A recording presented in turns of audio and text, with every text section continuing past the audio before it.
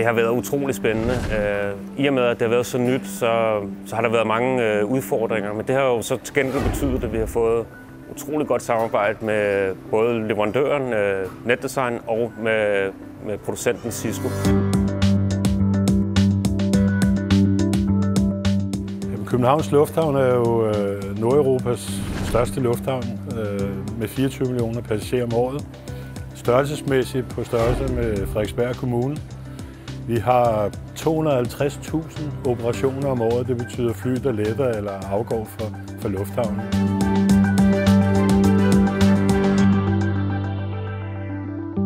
Jamen, visionerne var jo, at vi først og fremmest gerne ville have styr på alle de stykker udstyr, vi skal bruge i dagligdagen. Alle vores assets. Når vi ikke rigtig kan finde tingene, når vi skal bruge dem, så har det jo den uheldige konsekvens, at vi kan faktisk komme til at forsinke nogle fly. Udover det, så vil vi frygtelig gerne vide, hvilken vej gennem lufthavnen vores passagerer typisk tager, når de er herude. Og endelig så kunne vi også godt tænke os at tilvejebringe nogle flere services til vores passagerer. En enhed, som du vil tracke, f.eks. en smartphone, den sender et broadcastet signal ud. Og det bliver så opfanget af access points rundt om i terminalen. Og afhængig af signalstyrken vil man kunne triangulere og finde ud af, hvor den enhed er. Løsningen består af utrolig mange access points. Når man skal lave location-based analytics, så kræver det rigtig mange access points. Så vi har omkring 900 access points oppe nu. Derudover så har vi 3 5508-controller, som der er redundant forbundet. Og til at lave lokationsberegningen, der bruger vi MSC. Så dem har vi også 2 af. Vi har faktisk opnået rigtig mange fordele. De 3 væsentligste, jeg kan nævne, det er, at vi har styr på alle de her assets, som jeg talte om. Vi har overfor passagererne har vi en spændende wayfinding-applikation. Og så kan man blive vist hen til det sted, som man søger. Vi bruger noget, der hedder Points of Interest. Det vil sige, at du søger efter for eksempel en tøjbutik og trykker den ind på telefonen, og så vil du blive vist i den retning af tøjbutikken ud fra, hvor du er. Eller til deres gate, når de skal ud og flyve. Så wayfinding-delen har selvfølgelig også været en ret interessant del af det her af visionen. Og den er nu bare bygget ind i vores CPH-app, som man kan downloade til sin smartphone, uanset hvilket fabrikat man har.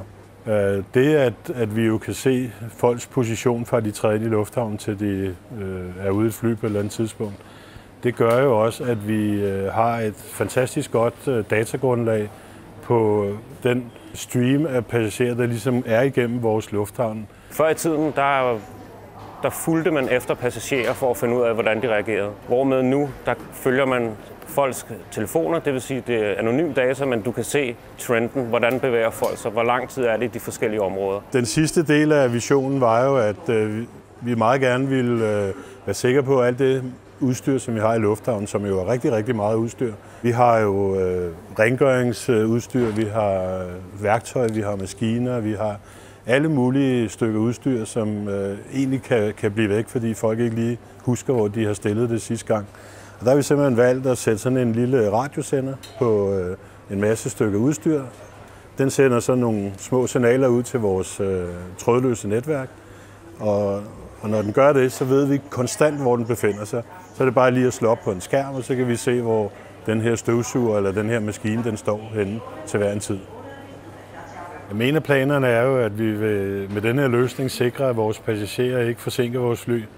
Så hvis vi kan se, at en given passager måske står så langt væk fra den gate, som han rent faktisk skal boarde sit fly i, jamen så har vi tænkt os at sende en pushbesked, der siger, at nu er du lige ved at skulle afsted for overhovedet at kunne nå frem til flyafgangen, så vær venlig at gå derhen hurtigst muligt. Ikke?